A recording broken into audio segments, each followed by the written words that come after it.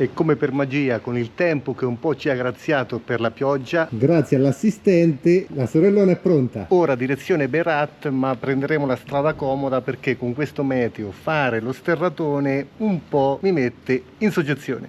Figurati a me. Qua in Albania bisogna fare assolutamente attenzione, un po' come in Sud America, perché solo le strade principali sono messe bene. Questa è la strada che faremo, anche se la più interessante sarebbe quella di passare in questo punto qua. Ennesimo gatto all around the world, innamorato delle selle, delle moto. Facciamo scaldare i motori. Cielo di Argirocastro piuttosto coperto, il castello che vigila dall'alto. Prendiamo la strada principale, ma attenzione perché ci sono tantissimi cartelli con la scritta radar. Qua il limite attualmente è di 60 km/h, poi dovrebbe salire ad 80. In questi giorni di ottobre stiamo sperimentando quello che significa il clima dei Balcani, a cui spesso nelle nostre zone adriatiche dell'Italia dell'Est affibbiamo le temperature molto basse. Quando c'è pioggia, quando arriva l'ondata di freddo estremo, arriva dai Balcani, sempre, ogni volta. Stiamo costeggiando il fiume e la vallata, come potete vedere, sta diventando sempre più stretta. Il fiume che stiamo costeggiando è il Drino. Argirocastro infatti sorge proprio sulla valle del fiume Drino, estremamente fertile.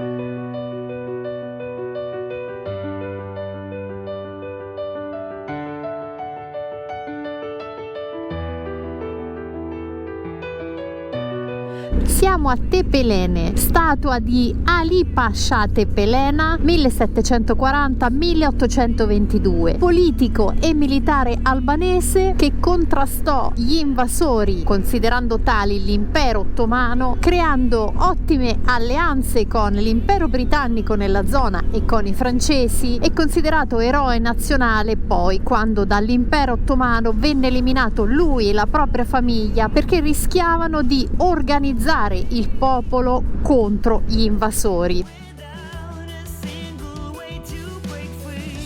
Fiume Vojusa o Vjosa in albanese, considerato l'ultimo dei fiumi europei naturali, il cui corso non è stato modificato dalla mano dell'uomo, e questo si deve anche a due attivisti albanesi per aver salvato il corso del fiume dalla decisione del governo albanese di costruirci ben 45 dighe. Peccato per la mancanza del sole, altrimenti il colore delle acque assomiglia al colore dei fiumi della Patagonia.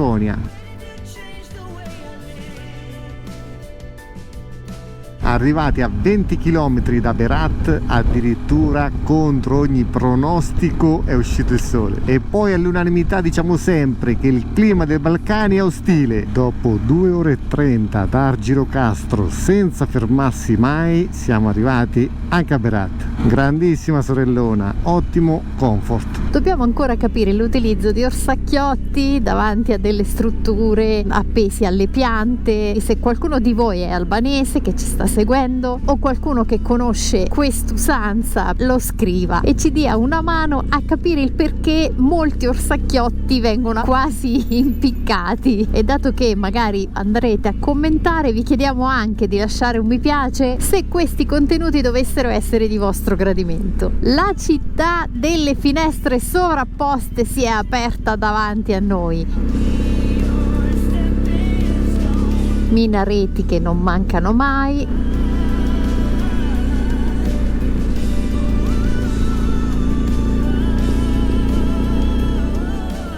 Prima di andare diretti in struttura, dato che si è fatta una certa, ci siamo fermati a mangiare con vista. Tra l'altro ci siamo fermati sul locale, c'era un ragazzo che aspettava fuori, è il ragazzo del locale ma è italiano. E siccome so che siete curiosi quando si tratta di cibo, Oggi facciamo i bravi, ci siamo sistemati con un po' di chicken filet per stare leggeri. pollo alla griglia e patate, non sbagli mai. È sempre per i curiosi, caffè tozzo, e questo è il conto totale, 20 euro. Moto sistemata, vi portiamo con noi alla scoperta della città di Berat. Moto sistemata significa che abbiamo trovato un posticino riparato dietro alla struttura perché la struttura stessa non ha il garage. Per i più attenti, nel frattempo siamo riusciti anche a tagliarci i capelli. Ovviamente, come da 5 anni a questa parte, tutto merito suo. O colpa, vedete voi. Non vengo vicino alla camera per non mostrarvi i dettagli. Nel frattempo stiamo camminando lungo il viale che ci condurrà verso il quartiere Mangalem,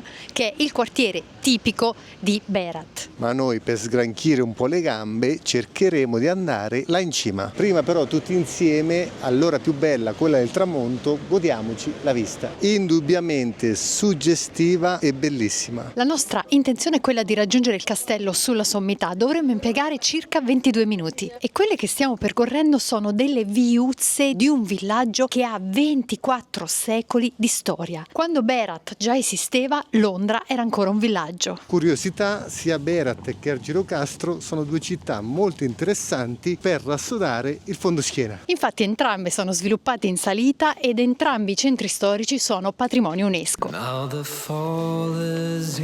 Arrivati all'ingresso e vogliamo condividere che Sara ed io siamo un bagno di sudore.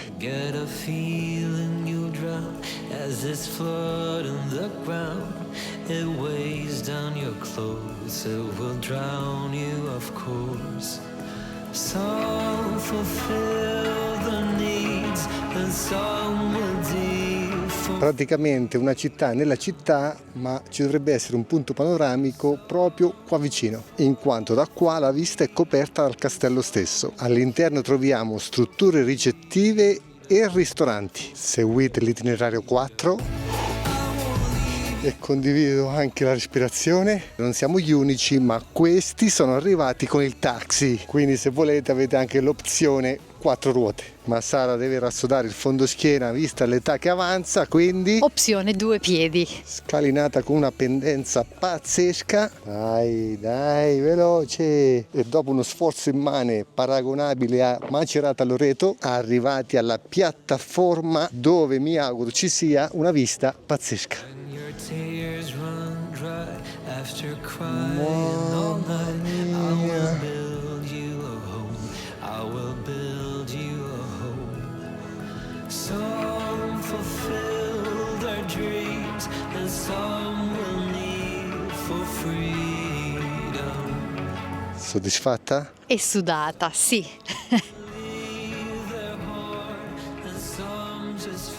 La piattaforma è circolare per avere una vista a 360 gradi. La cosa stupefacente è che questo posto è abitato dal VI secolo a.C., radici messe proprio dal popolo degli Illiri. Nel III secolo a.C. prese il nome di Antipatrea e diventò una città-castello che in seguito si espanse sempre di più. La peculiarità di Berat è che qui si sono unite tradizioni orientali e occidentali e sono sorte chiese bizantine insieme alle moschee con l'arrivo dell'impero ottomano.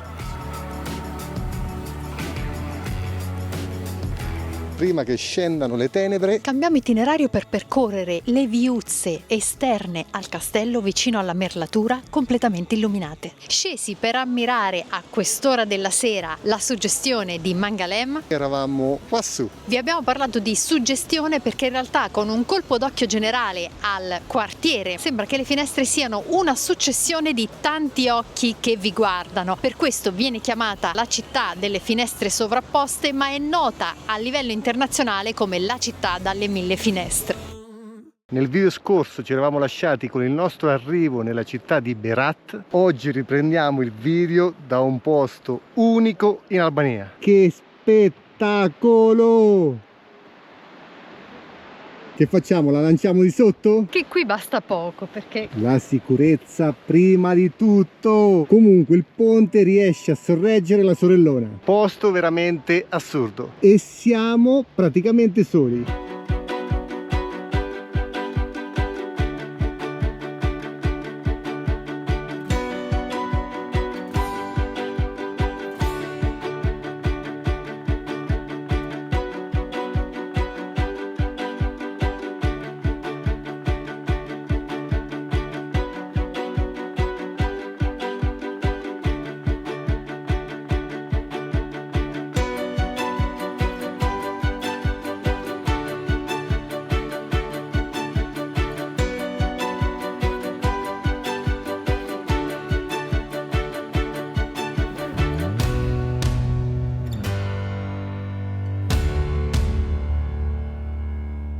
Ora però ripartiamo perché la strada da qua a Berat non è ben messa come fondo stradale e l'obiettivo di oggi è quello di entrare in Macedonia. Ora ripassiamo a pieno carico e vediamo se ci sostiene. Ok, è andata, nonostante i 2 maiali e il serbatoio pieno ci ha sorretto, quindi riprendiamo la strada principale, abbiamo 199 km da fare.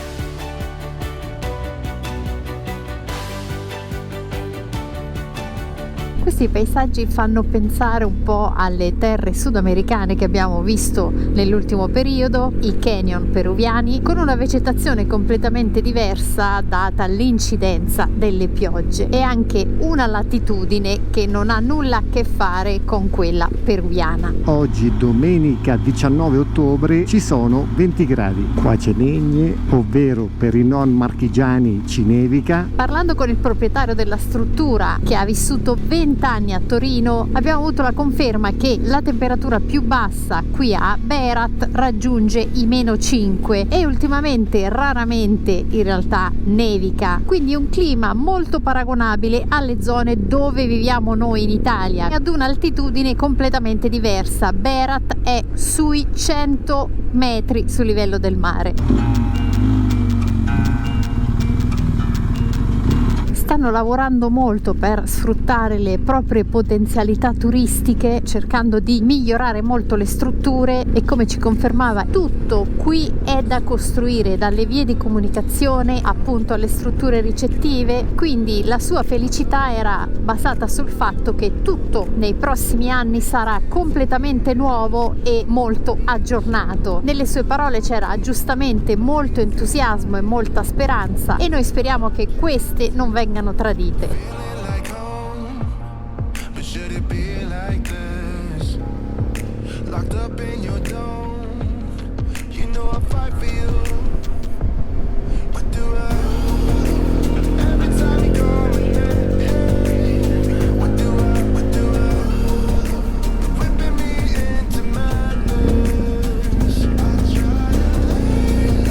Vi ho detto che il fondo stradale è messo male per Berat perché ci sono infiniti punti dove hanno grattato l'asfalto, tratto che dura per circa 5-7 km.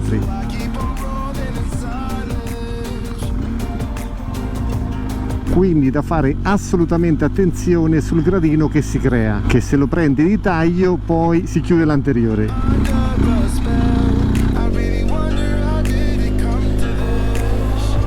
E curiosità, c'è odore di vendemmia nell'aria. A pochi chilometri da Berat c'è una struttura adibita ad agriturismo dove si vocifera che venga prodotto addirittura il vino più buono di tutta l'Albania. E questa è la cantina di cui vi parlava Francesco. Tornati nuovamente a Berat, vedete il sole leggermente più sceso perché sono le 16:42. Salutiamo la magia di Berat, una città sorprendente per la sua storia e per l'immagine che ha lasciato ai nostri occhi.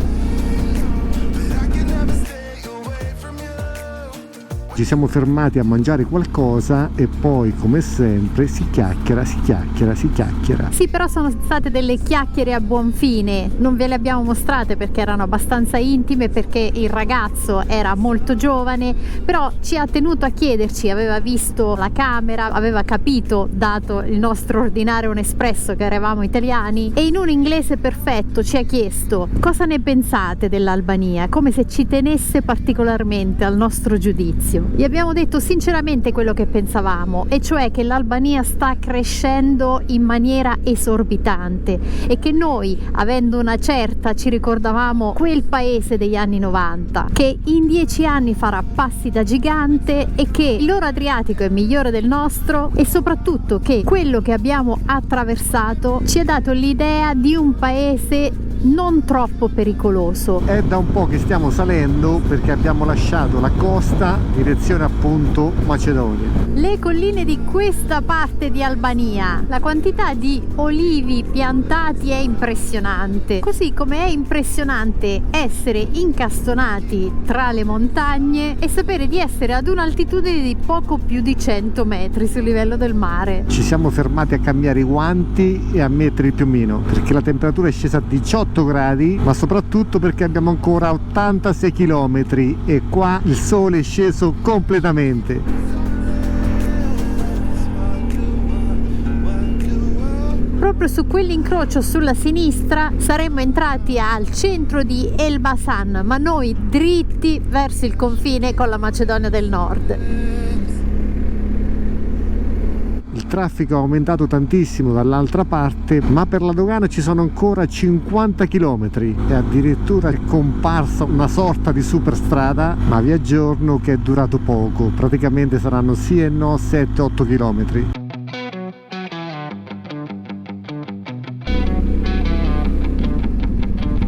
E ancora dopo 2 minuti ecco la condizione. Stanno facendo tantissimi lavori, quindi se passate da queste parti fra 6 mesi o magari il 2026 sono convinto che avranno fatto passi da gigante.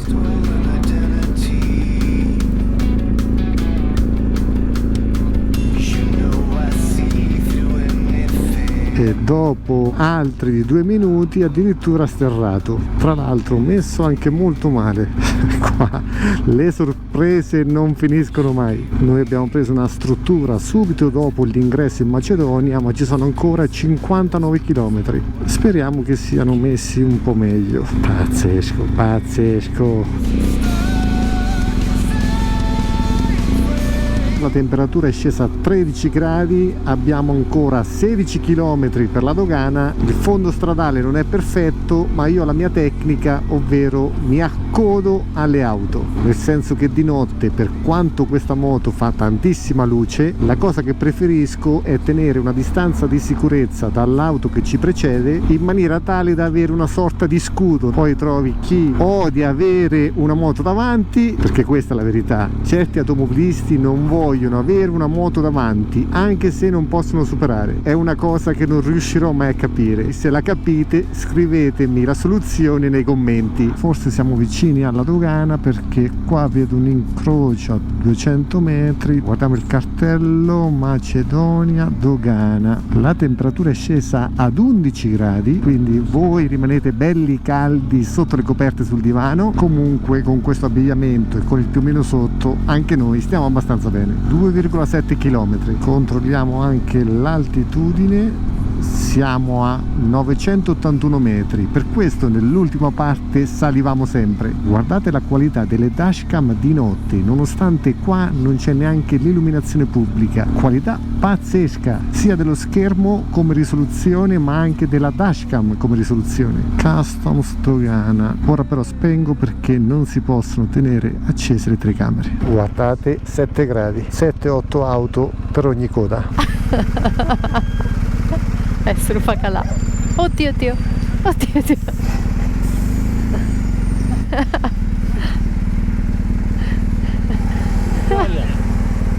Albana, Moscopoia, Toby. Bobby. Fantastic. Beautiful dog.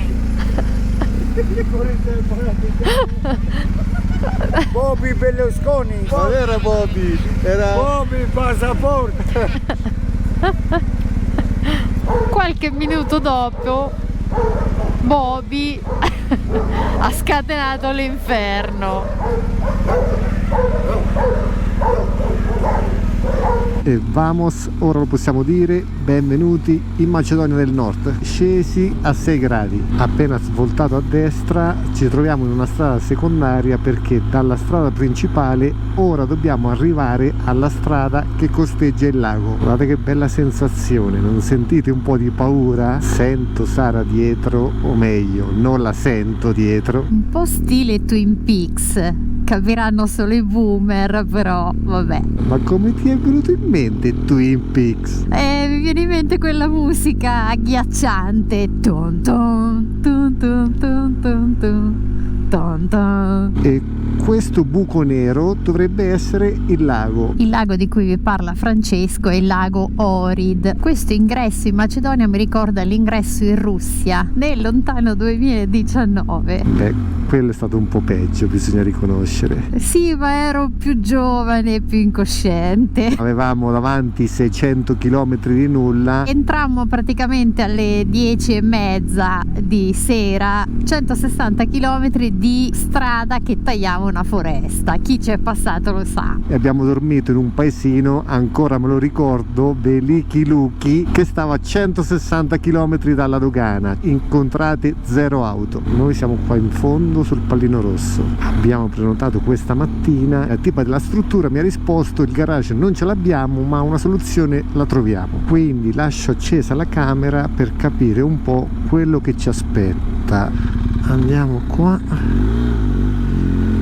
La reception non so dove si trovi. Questo dovrebbe essere il ristorante, forse di qua, forse la moto ce la fanno mettere qua. Io intanto ce la metto, poi andiamo a chiedere. Ok, che giornata.